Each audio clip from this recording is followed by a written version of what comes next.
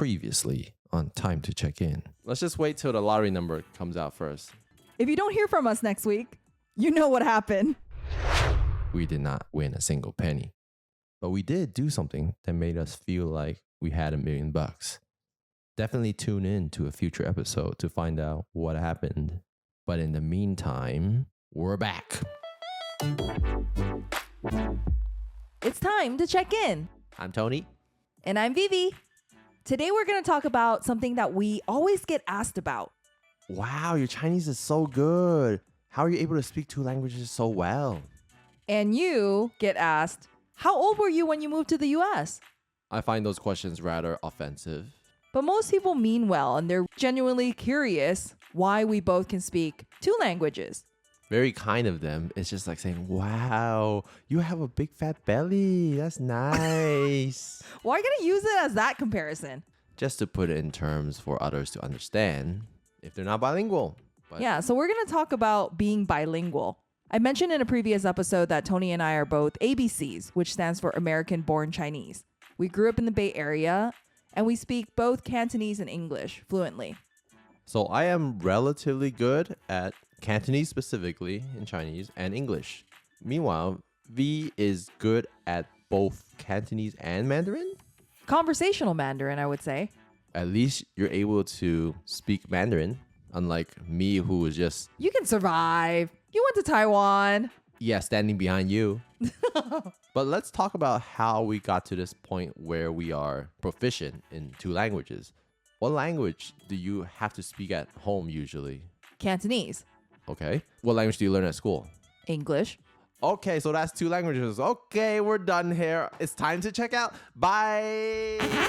Hey, wait a second. Let's back up. A lot of people ask us why we're bilingual or when did you move to the US? I think it's because not only they're curious, it's because they hope their next generation also knows, More than 1 language? yes, to be bilingual. I think that's a lot of parents' hope. And that's probably why a lot of immersion schools are quite popular nowadays. So we're going to share our secret to becoming fluent in 2 languages. I don't know if it's a secret, but our story, we can share our experience learning both languages as an ABC. So how did you learn Chinese, Tony? So first and foremost, my family enforced a rule that Chinese must be spoken in the house. Is that the same for you? Yeah, they pretty much told me they don't know how to speak English and they're not planning to learn. They just said, we want you to be able to speak Chinese because you look Chinese. You better know the language. If you speak English at home, we ain't going to talk to you. Yeah, I think that's actually very common in a lot of Chinese households. Because when I go to house parties with friends where the older generation is there, respectfully the elders do have snarky moments where they say, oh, you speak Chinese here. It sounds really mean and kind of like tough, but I must say that that is one of the biggest reasons why we know Chinese. We were kind of forced into it initially, but then it becomes very natural. Also, it makes sense because our parents were immigrants. Welcome to the Asian way, tough love. They wanted their first generation ABCs to actually know the language of their home country. It also helps when our parents were not good in English. They have a way to communicate with us. Let's say they need us to help boil the soup and heat the dinner up at 6 p.m. If they're not able to communicate that, nobody's eating that night. So it's more of a key communication aspect for families that don't really speak English. Well, I think a lot of ABCs understand what their parents are saying to them for the most part, but actually speaking it and being actually bilingual, it differs between each person. Okay, so we mentioned the first layer, which is just communicating at home, but that doesn't make you super fluent. What pushed you to the next level of this language fluency? I think it's the interest. Because my parents had always talked about our culture, how Hong Kong was, or even how China was, it kind of piqued my interest. And then also TVB, which was the Hong Kong television channel that had a lot of different TV dramas. They pretty much had that on all the time and we watched it with them. So I learned a lot of Chinese there. Then they threw me in Chinese school, which I didn't really appreciate initially, but I must say that I learned how to read and write there. A lot of parents did throw their kids in Chinese school. I met a lot of my friends in Chinese school that shared the same story. But I feel like Chinese school is not the place that we learn most of our Chinese, though. I went to Chinese school for a long time, 12 years. I did too. But I could confidently say that all the tuition I paid the teacher and everything they taught me, I've already refunded it back to them. You're lucky that that tuition wasn't that expensive then, Tony. Or your mom should be happy about that. But I think you took away from it. You're able to speak well and you're actually able to read because of Chinese school, right? The only thing I remember is the historical scripture of Fa Mulan's first paragraph. That's all I remember. I don't even remember that. Wait, did you have to learn it in Chinese school? We had to learn a lot of historical stories, and I really didn't understand why we were learning it. It probably explains why I kind of suck at idioms, because that's kind of where the idioms come from, right? These like historical stories or mythical stories. I don't know. I think when we got to year 8 and beyond, they started teaching us the more historical Chinese. Just like how in high school we were learning Old English. They did the same thing in Chinese. But when they went in that direction, it just threw everyone out the window. Well, a lot of my classmates dropped out of Chinese school after 6th grade graduation, which is like the elementary school. Oh, yeah, that's very common, yeah. My class got immensely smaller after we completed 6th grade. And once it's 7th and on, it was very small classes. But I felt like just going to Chinese school didn't improve our writing skills. Did it not? They made you write essays, Tony. I wrote gibberish. It didn't make any sense. That's kind of like your English too. Hey, stop hating. So you just suck at writing in general. Yes, that's why I leave it all to you. I delegate. Okay. But I remember learning how to write essays in Chinese school, even though I don't know if it did me any good in the long run. But I guess grammatically, I know how things kind of are.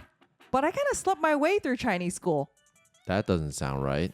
I know. So I guess you can say you're kind of right that it didn't necessarily contribute to me being bilingual 100%. But it helped. It kind of gave me a basis of the understanding of how the Chinese characters and how Chinese is historically. And I guess my parents had some free time every Sunday for 3 hours. Yeah, it was technically daycare, that's for sure. But I still think we took away from it and was able to grow on what we were taught. Let's be honest. Tell us the truth here. We learned Chinese more through watching TVB and reading Chinese comics like Old Master Q more than actually going to Chinese school. You're right. If it wasn't for the interest in the culture and the language, I probably wouldn't have picked it up. Because like I mentioned, I kind of slept through Chinese school. It's interesting that you say you were interested. I was actually not interested. The only reason why I picked up Chinese to my level is because I had to. Why? I go to the San Francisco Public Library Chinatown branch very often because I lived a block away. And the books I always want to read are always in Chinese. Detective Conan, Old Master Q, and a lot of other manga titles. They were all in Chinese. There were rarely any English translations. So guess what? I had to learn how to read. And that's the only reason why I got proficient. And one of the reasons why my parents didn't stop me from reading all these comics is because I'm learning the language. But isn't that interest? My interest is actually the content of what the comics are trying to say, but not necessarily the language. Oh, so that's when your otaku life kind of started, huh? Actually, no. The otaku life started when I was learning Japanese. Okay, we'll talk about that later. So I guess that's a little bit different. For me, it was more from when I was young, my parents would tell me about like Hong Kong and China, some of the history and about the language itself. So I guess I was interested. And for some reason, it just kind of came to me, like the language skills and whatnot. I don't think I can truly say I tried really hard to learn the language. Like, I don't think I studied very much. I slept through Chinese school. I just watched a lot of the dramas, spoke a lot of the language with my parents. I think it was just mainly practice. And immersion. Yeah, and immersion. Let's not sleep on immersion. That is actually very crucial for learning and being good at any language, is being immersed in it, using it, practicing it. Like us trying to learn some foreign language in high school, we're going to forget it after 2 years unless we constantly are immersed in that. That's actually what takes us to that next level. Yeah, Tony's right, because actually, my first language when I was born until I went to school was Cantonese. I didn't know a word of English at all up until I went to preschool. I didn't even know how to say bathroom or pee and poo, I don't think. So I went in like an idiot. So what do you do when you need to go to the bathroom? I peed my pants. Don't worry. You're not the only one. I am not the one that did that, but I have witnessed others that have. Yeah, so I kind of went to school not knowing any English. And then because we moved out of San Francisco for a few years into a town where there was no Chinese people. Me and my brother were the only two Chinese kids, and we were the only Chinese family that was there, really. The exotic ones. Yeah, you could say that. At that time, when I had went through a few years of school in that town, all we were speaking was English. And because my parents were like working in a restaurant and whatnot, like we didn't really get to speak with them as often. So when we came back to San Francisco, we actually didn't really know Chinese. We weren't that bilingual. They were testing us for ESL to see if we needed it when we first went into the schooling system. They're like, oh, but your kids don't really know Chinese. That's pretty much what they told my parent. So that's why my mom enrolled me into Chinese school, because she's like, oh no, my kids, they don't know our language. They could kind of speak it at home. And at that time, I was about 8 years old. So I knew the Chinese language a bit from 0 to 3, lost it from 3 to like 8. So for like 5 years, I didn't really know Chinese that well. Came back to San Francisco around 8 and started learning it again. From that experience, I feel like it wasn't too late. You don't have to necessarily start like super, super young. I mean, just based off of my learning circumstances of the Chinese language, you can tell that even though I lost 5 years of time, I'm okay. I still learned it. But this is the kicker though. I mentioned that you are proficient at both Cantonese and Mandarin. We didn't even talk about how you learned Mandarin yet. And that must have came in a later phase of your life. Yeah, it's because of the Taiwanese dramas that I wanted to watch. It was also because I was interested in TV shows and I wanted to learn the language. I think I learned Mandarin when I was about like 15. Yes, that was when Taiwanese drama was really peaking in popularity. Yeah, we're pretty much telling everybody how old we are. But yeah, I always heard from my mom that Mandarin is only a slight pronunciation off from Cantonese. What a bold statement to make. It's similar. It's still Chinese. A lot of the characters still sound similar or the same relatively. No, that is such a lie.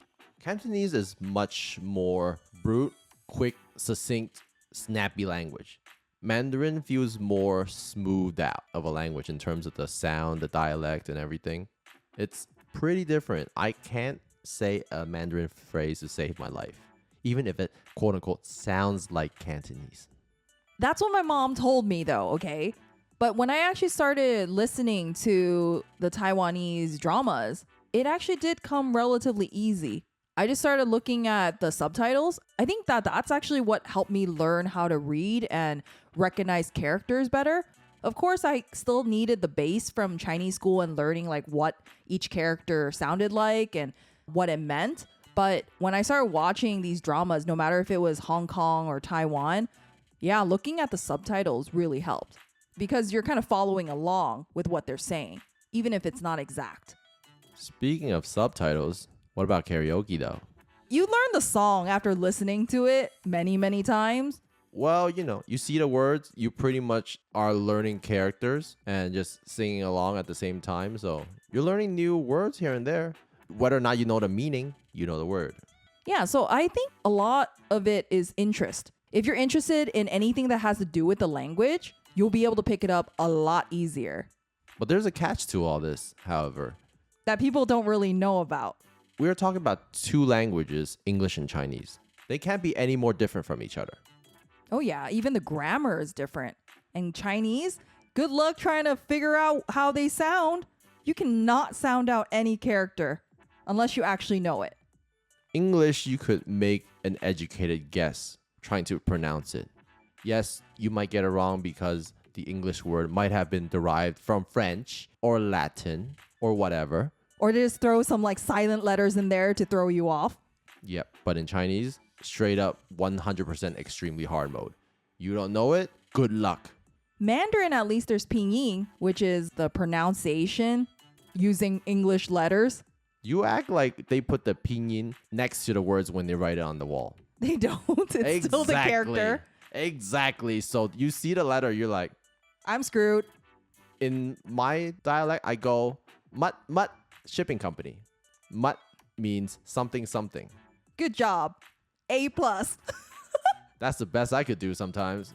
But I would recognize the characters if I see it again. Whether or not I know the meaning is a whole different story. I feel like learning Chinese is not easy. And at the same time, we're learning a language, English, that is completely different. And we're trying to balance both at the same time. I find that rather difficult. It left me in a place where I couldn't speak and have good English grammar growing up. And at the same time, my Chinese was just good enough to have a conversation with my family. So you're glass half full for both languages. Glass half empty for both languages. Okay, whatever way you want to see it, okay, Tony? So you feel like you only have 50% of each language. Yes, that is indeed the feeling. I did not excel in neither languages. As I keep moving up in the grade level in school, I felt like I was falling behind on both. Interesting. So I never thought about it in that way. I just kind of wondered, like, how come I don't really know how to pronounce certain English words? Why do you think I decided to choose a career that focuses on numbers? I guess it makes sense. But for me, I actually feel that my English is better than Tony's, and my Chinese in certain aspects are better than Tony's. No, it's straight up better than mine. I'm just better at bullshitting. Oh, all right. If you put it that way, Tony, thanks for giving me that credit. But what I wanted to say is I never noticed that maybe my English level was affected by my Chinese fluency as well. Maybe our brains, everyone has like 100%, right? But because ours is filled with both Chinese and English, we can't be 100% at both languages. Well, think about it. How often can you name a specific mushroom in one language and not the other? Very often, right? You think about it. What's shiitake in Chinese? I don't know. Donggu, Oh, good for you. You know it. Nice. What is lion's mane in Chinese? Sijigu. Close enough. I don't know. I just directly translated that. What is cordyceps in Chinese? 穷究法. Oh, wow. Look at her just flexing her language. Meanwhile, I, on the other hand, know it in Chinese, but I don't know what the hell it is in English for a lot of things. Vegetables, fruits, certain Chinese dishes, a lot of phrases that I commonly use in Chinese, my brain automatically registers that phrase in Chinese. But it never would translate to English because I would always think, oh, instantly brain goes, this is my Chinese phrase, and I just whip it out. You know what you need, Tony? Google Translate. That's my best friend. I think because of my curiosity, I always want to know what it means in English or in Chinese. So I always use Google to translate it so I know. Ain't nobody got time for that. But it's also because I do a lot of times need to translate for my parents. So knowing what it is, just having that in my brain is helpful.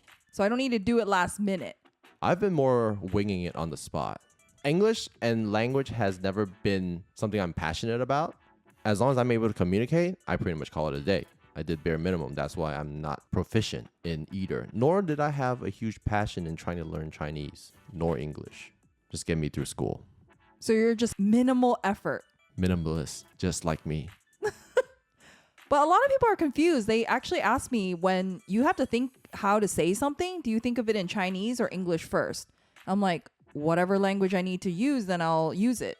But a lot of people think that when we talk Chinese, we're actually thinking English and translating it directly from that. And I'm like, no, I don't really need to do that. Do you, Tony? No, that makes you respond very slow. Imagine if I was to hold a conversation with someone, I would need to stop, think, okay, I need to say this phrase. Let me translate it into proper grammar and all that lovely jazz. The next thing you know, they're already gone.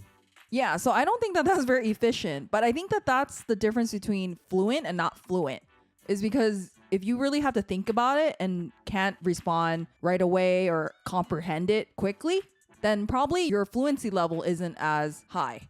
You know the language, but you still need to think through it. But I'm curious, Tony. You mentioned that you were very interested in Japanese, and that's how you learned the language. Was it as easy as you learning Chinese? It was easier. Really? Because earlier we mentioned how English and Chinese are completely polar opposite languages, right? Yeah. Fortunately, Chinese have minor resemblance with Japanese. So my foundation in Chinese helped me learn some aspect of Japanese easier.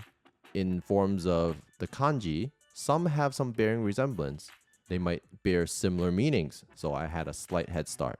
And at the same time, Japanese also use an alphabet system in hiragana and katakana, which is slightly resemblance in the English. So I was able to learn Japanese a little bit easier compared to the hard churning that was Chinese. Really? That comes to a surprise because I failed Japanese. I was somewhat interested in learning it in middle school and high school, but yeah, I did not come out of that alive. I guess passion really helped me.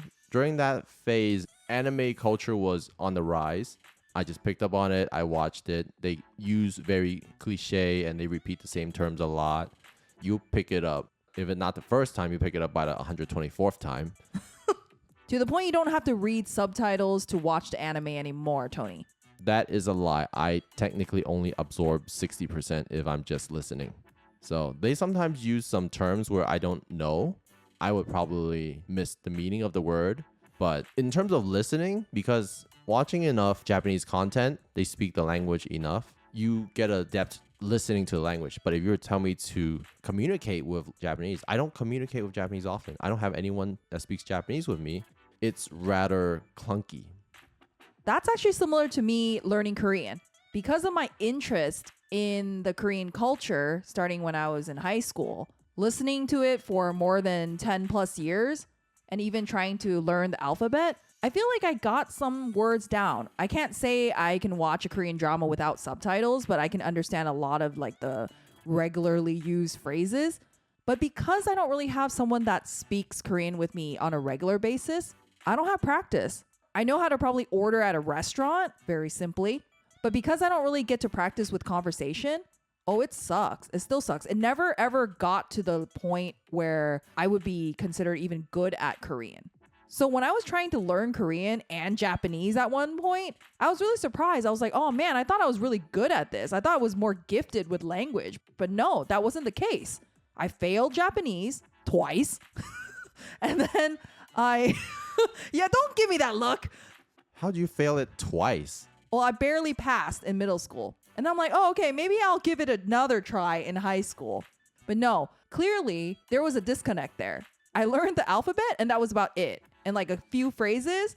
Even when I went to Japan, I could barely say arigatou gozaimasu. I can say it right now. Oh my gosh.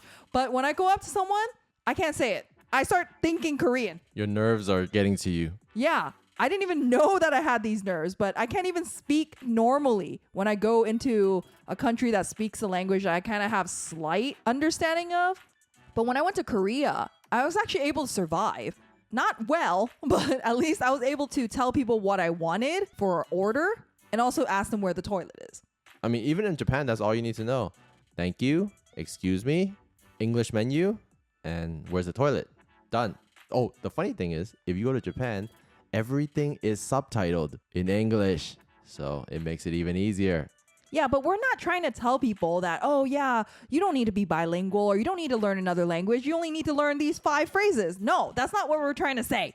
We're trying to say that when you're learning a language, even if you have a lot of interest in it, just like Tony with Japanese and me with Korean, if you never put it into practice and you never get to really use it, you're not going to be very good at it. You're going to be able to understand some of the phrases, just like a lot of our fellow ABCs probably know how to understand what their parents are saying to them, but they don't actually know how to respond in a way where it's proficient. And I think that that's why a lot of people are so curious why we're able to read and write and speak the language like natives.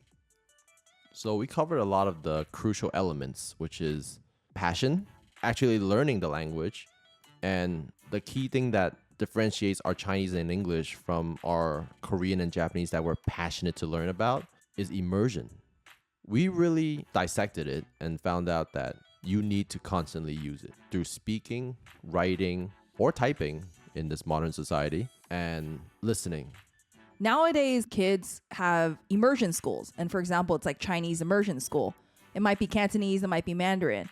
Yes, the kids go through school maybe like 8 hours, maybe half of that is the language that they're immersed in.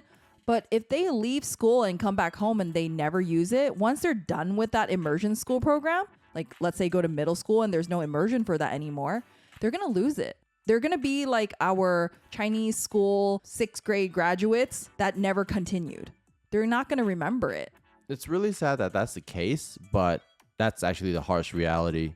I feel like now that I'm an old fart, Hey, you're the old fart. I'm not an old fart. I'm just talking about me. Why you have to call yourself an old fart as well? I didn't say we. I said I. Sorry. But getting back to my point, I am currently working in an environment that is 100% English.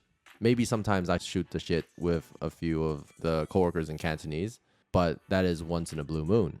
Because I'm constantly using English 8 hours a day, I feel my Chinese is actually slipping.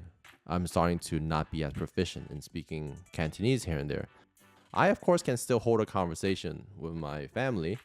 I can still read Chinese characters whenever I see them, especially at a Chinese restaurant. I am not letting any of that one slip.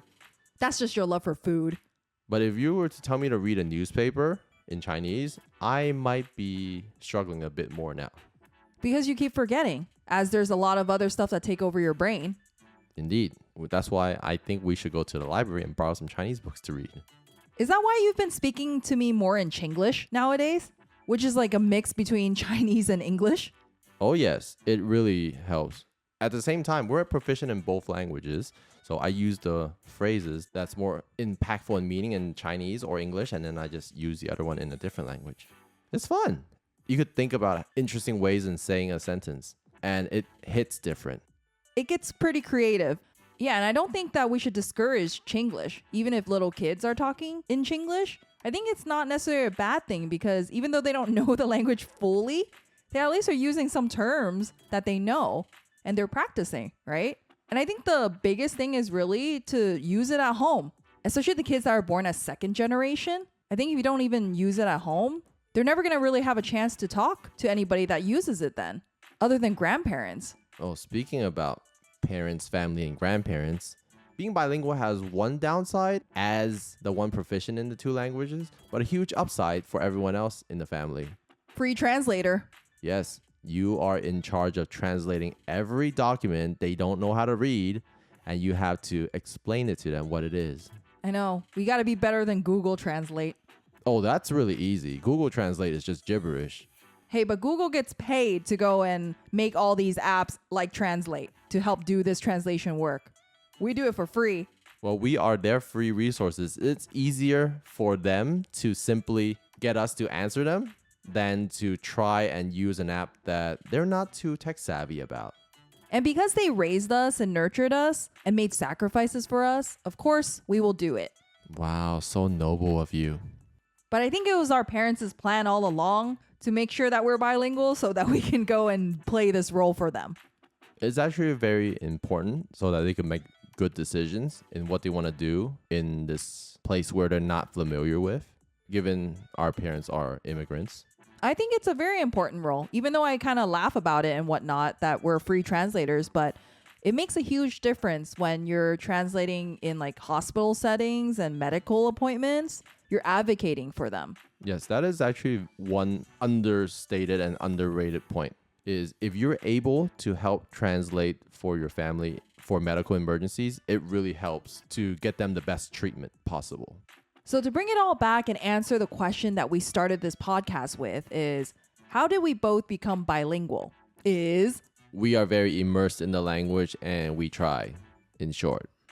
Passion. And practice. The 2 P's. PP. That's what you need to remember? PP, yes, PP. I guess that's what I should have learned before I went to preschool. And the answer to the other question that I've been getting is, when did I move here? The answer is, I was born here. I usually just tell them my age, and then they'll give me the stare, like, what? And by then, they usually figure it out. Ladies don't give away their age. I don't even remember how old I am, actually. And with that, it's time to check out now. We will be changing our format to be releasing one episode every 2 weeks. Or for those that understand, once every fortnight. See ya then. This is Tony. This is Vivi. We'll catch you on the next one. Bye.